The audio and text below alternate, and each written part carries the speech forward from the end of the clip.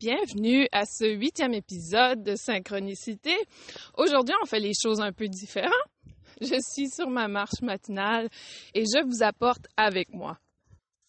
J'ai été absente pendant 2 mois, j'ai pris beaucoup de temps pour moi et on vit énormément un moment où on doit rester dans cet espace de prendre soin de soi. Et la thématique d'aujourd'hui est en lien avec l'alignement de son être véritable. L'être véritable, c'est quoi? En fait, selon mes croyances, l'être véritable est en fait l'essence de soi, l'âme à la source de son être. Et l'objectif sur Terre est de trouver cet équilibre entre vivre son être véritable et vivre dans une réalité en 3 dimensions. Être sur Terre aujourd'hui représente l'évolution, c'est-à-dire cette capacité d'évoluer avec tous les changements que l'on vit sur Terre. Nous sommes vraiment forcés à faire face aux changements, faire face à cette évolution. Et pour plusieurs d'entre nous, le changement est quelque chose de très inconfortable.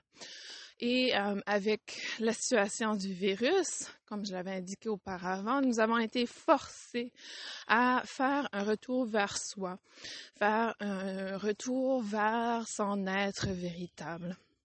Plusieurs ont résisté cet aspect, c'est-à-dire qu'ils ont resté dans la colère, dans l'inquiétude, dans la peur, et n'ont pas pris le temps du confinement pour faire leur travail personnel.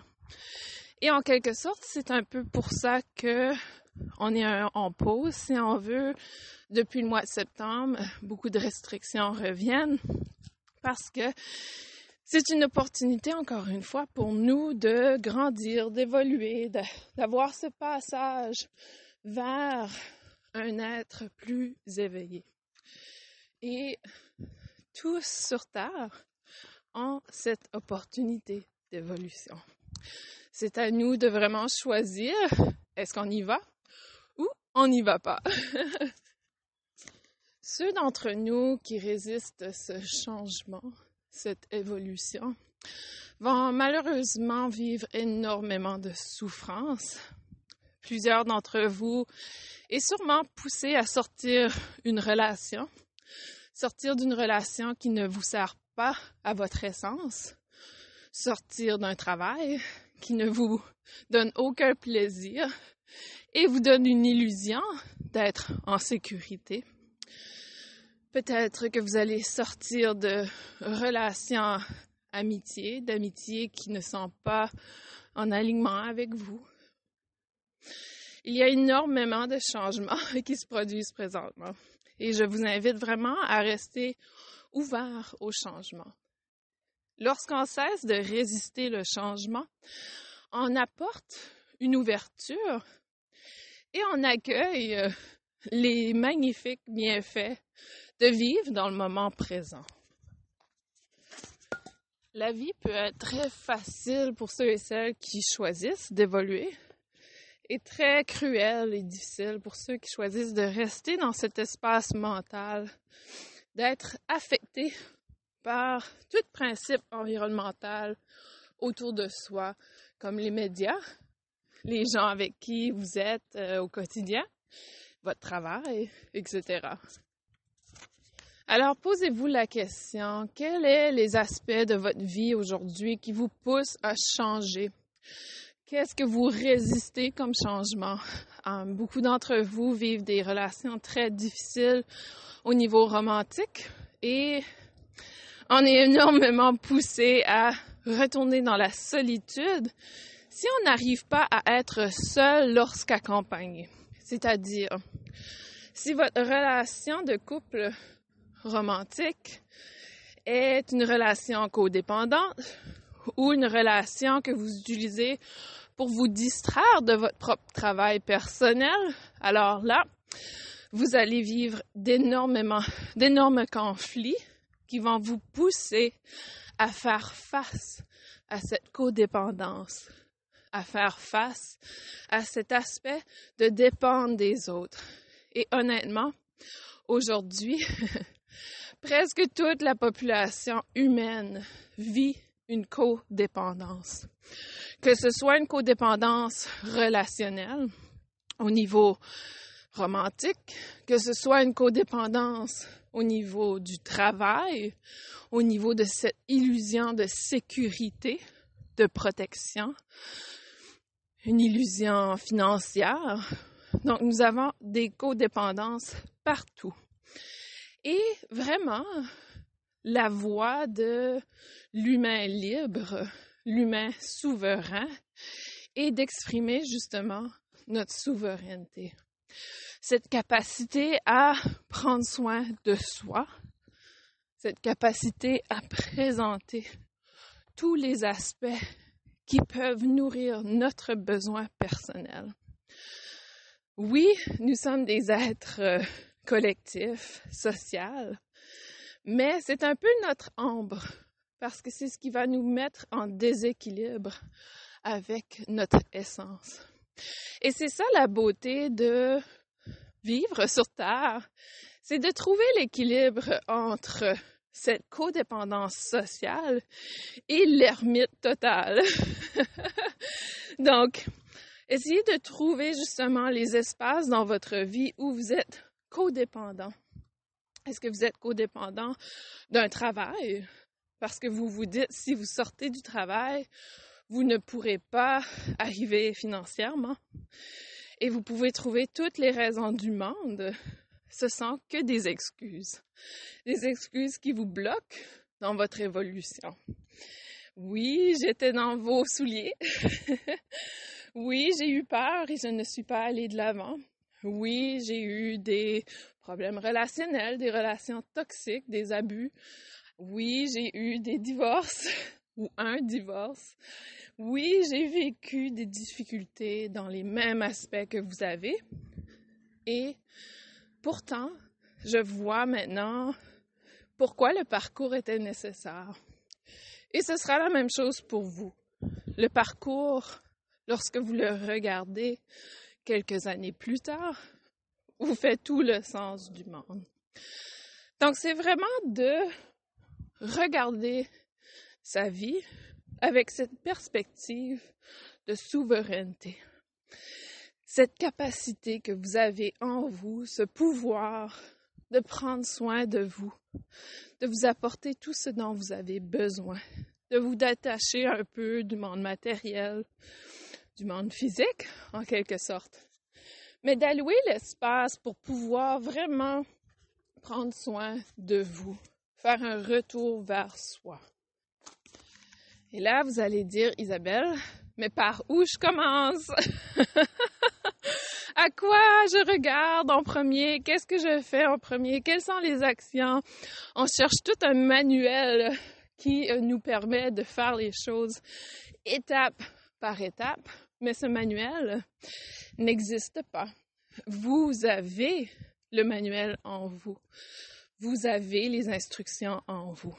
Et la première chose est de prendre le temps de méditer.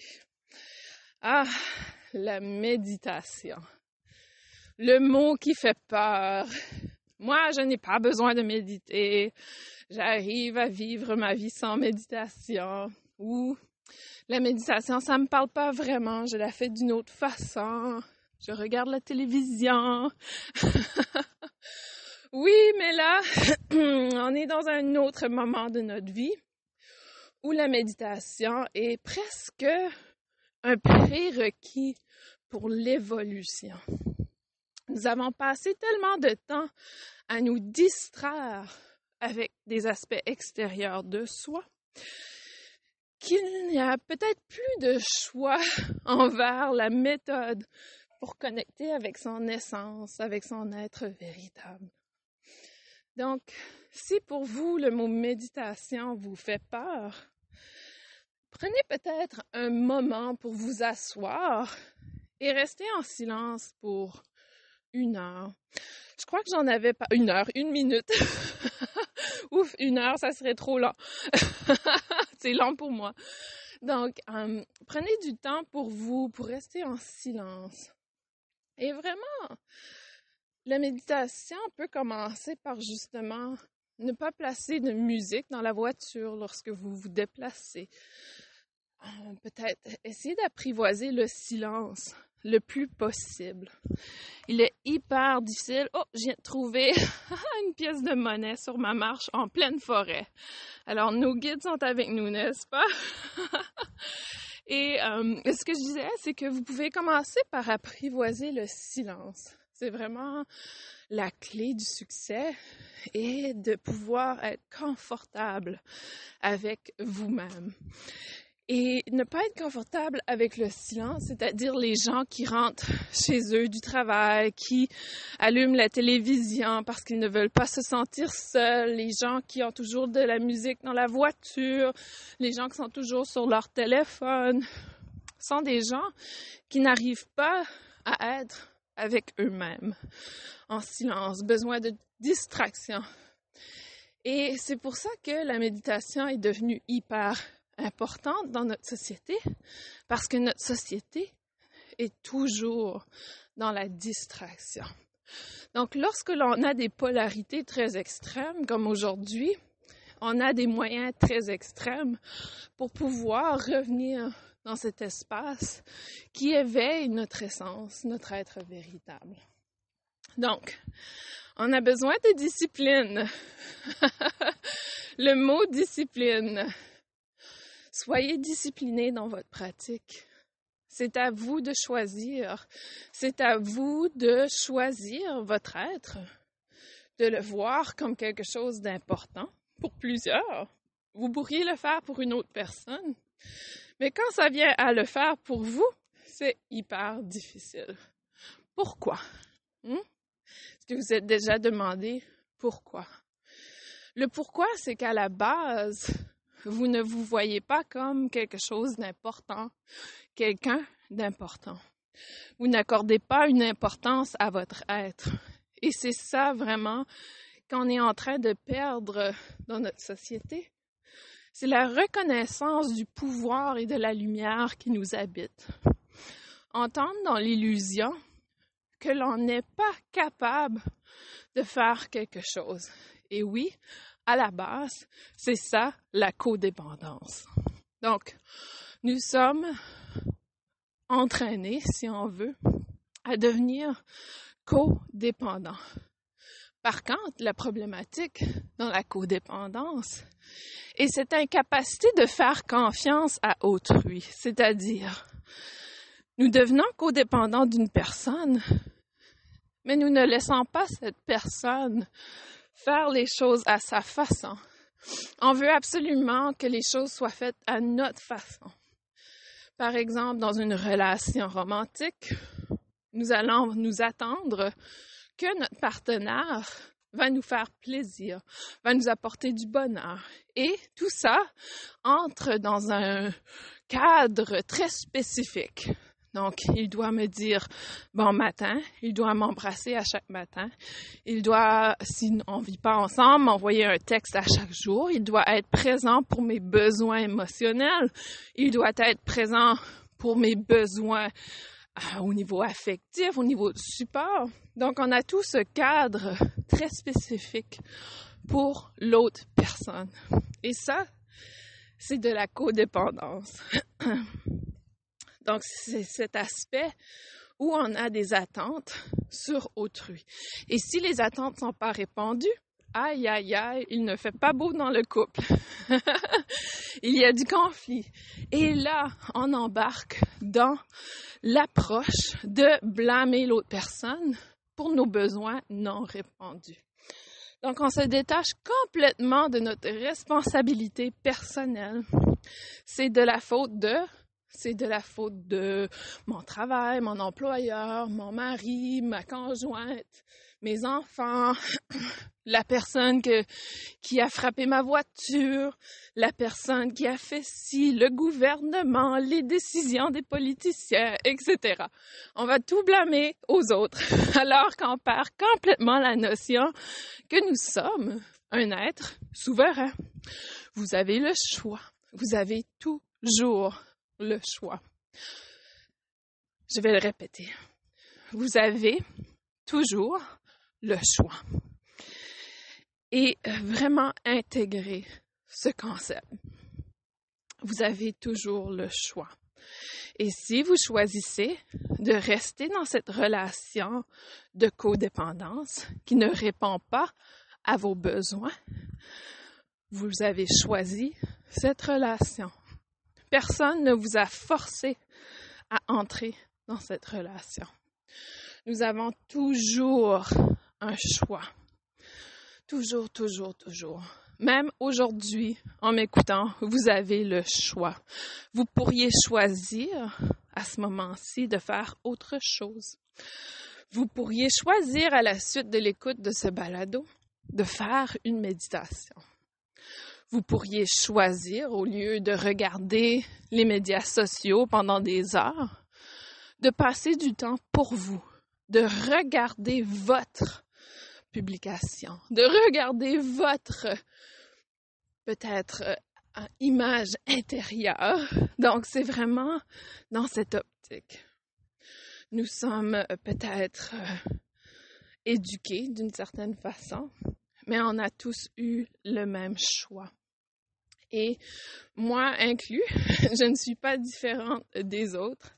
J'ai tout simplement mis le temps, la discipline et aussi l'énergie dans mon être. J'ai choisi de sortir de ce cadre de souffrance et de codépendance. Est-ce que les obstacles ont disparu? Non. Les obstacles sont encore présents.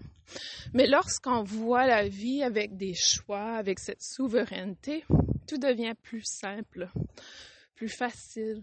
Les décisions sont prises plus tôt, ce qui fait qu'on n'a pas la même relation, si on veut, avec la situation. Imaginez une situation difficile que vous vivez aujourd'hui. Et revenez au moment où vous avez eu un premier doute ou une première difficulté. Et si vous aviez pris la décision à ce moment-là, la situation serait probablement très différente aujourd'hui. Donc, avec la pratique, avec le temps, on devient beaucoup plus apte à prendre des décisions qui sont en alignement avec notre être véritable. Ce concept d'alignement est de plus en plus fort depuis, janvier 2020, je dirais, et va nous pousser encore plus loin. On n'a pas fini. COVID-19, 19 mois. Nous avons 19 mois à s'aligner avec notre être et on a déjà passé plusieurs mois dans cet espace. Il ne nous reste pas beaucoup de temps, peut-être 6 mois, à trouver cet équilibre.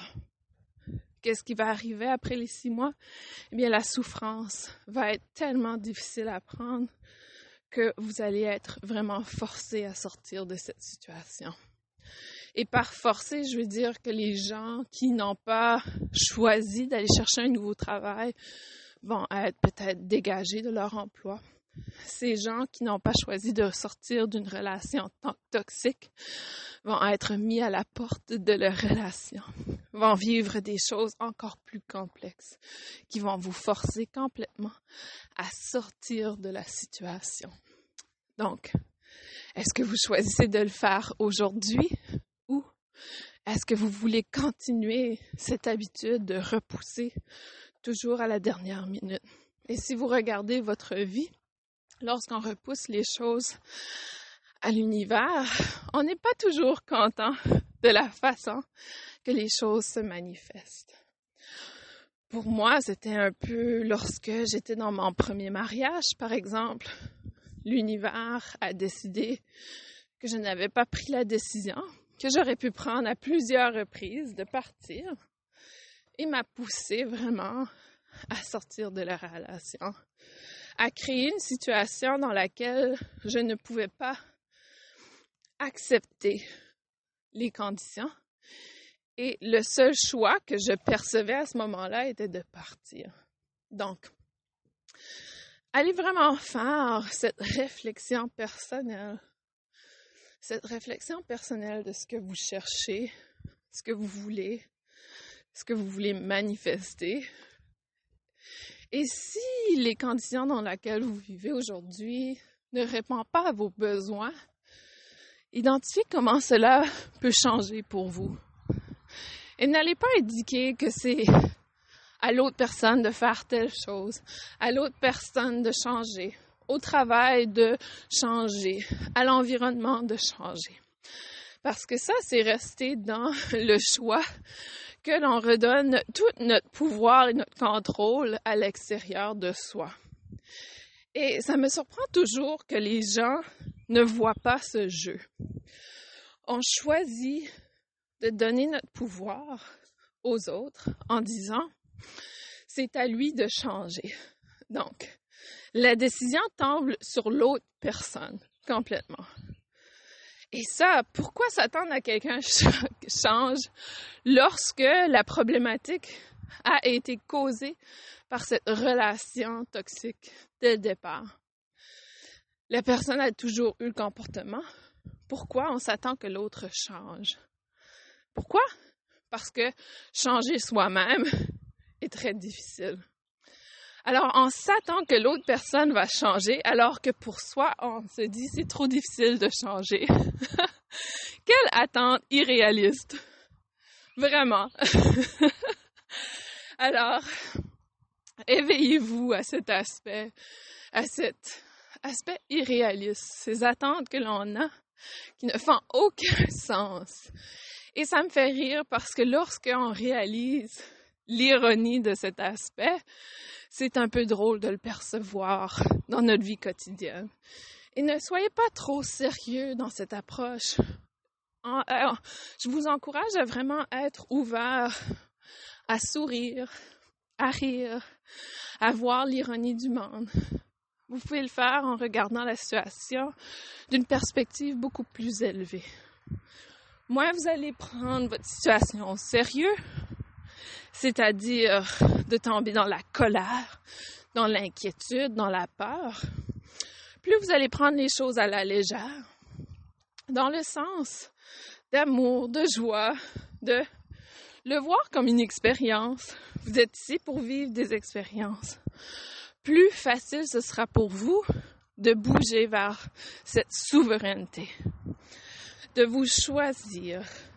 Ce matin, je me réveille et je me suis dit, ce matin, je vais aller marcher. J'aurais pu choisir de rester à la maison, répondre à mes courriels. J'aurais pu choisir de rester à la maison et boire mon café. Mais je savais que j'avais besoin de cet espace naturel. Donc, ce sont des choix que l'on fait. Et ce sont des choix que l'on fait parce que à l'intérieur de nous, on le sait, que ça va venir nourrir notre essence, notre être véritable. Donc, éveillez-vous à cet être de lumière qui vous habite. Et plus vous serez éveillé à cet aspect, plus votre vie sera de bonheur, d'amour, de joie et équilibrée. Restez dans cet espace d'accueil, l'accueil d'expérience, l'accueil d'opportunités, l'accueil de tout aspect de changement autour de soi. Plus vous serez apte à vivre le changement, plus vous serez apte à évoluer avec cette ascension planétaire. La planète évolue et ne peut plus attendre pour nous. Donc, beaucoup de choses vont se passer au niveau planétaire, beaucoup de changements. Ici, aux États-Unis, on a une élection qui va se passer dans 1 mois, qui pourrait changer beaucoup de choses. Présentement, le président Trump est atteint du COVID, possiblement très malade. Alors, il y a plein de possibilités qui vont venir causer un peu le chaos autour de soi. Et ça, la stratégie est pour voir est-ce que vous avez vraiment appris votre leçon. Est-ce que vous avez la capacité de rester dans votre espace de souveraineté, peu importe ce qui se passe dans le monde, peu importe ce qui se passe à l'extérieur de vous. C'est un peu comme si on est appelés à tous être des Bouddhas, à tous être des moines tibétains qui ont la capacité de rester dans cette paix intérieure. C'est certain que ce n'est pas à cet extrême, mais ce n'est pas loin. Donc vraiment, le message d'aujourd'hui pour vous, je voulais que ce soit à vous inspirer, à explorer cette codépendance que l'on crée depuis des générations et des générations, que ce soit la codépendance à nos gouvernements, à nos parents, à nos conjoints, à notre conjoint ou conjointe, aux gens, à nos amis, aux gens qui nous entourent, nos enfants, notre travail. Explorer la codépendance dans votre vie. En être conscient est vraiment la première étape pour aller de l'avant. Donc, devenez conscient de votre réalité. Devenez conscient de votre situation de codépendance. Et à partir de là, vous pourrez faire des changements en conséquence. Observez vos comportements, observez vos pensées face à cette relation de codépendance. Et encore une fois, nous sommes tous codépendants de quelque chose. Peut-être pas dans notre relation romantique, mais définitivement dans notre relation avec les gouvernements. Donc, allez explorer votre capacité à être souverain, à vivre dans votre essence. Alors, avec ce cri du corbeau, je vous aime, je vous embrasse, je vous envoie plein d'amour. Et si vous avez des questions par rapport à cette souveraineté, n'hésitez pas à venir vers moi. Ça me fait un grand plaisir de vous accompagner. À très bientôt, tout le monde.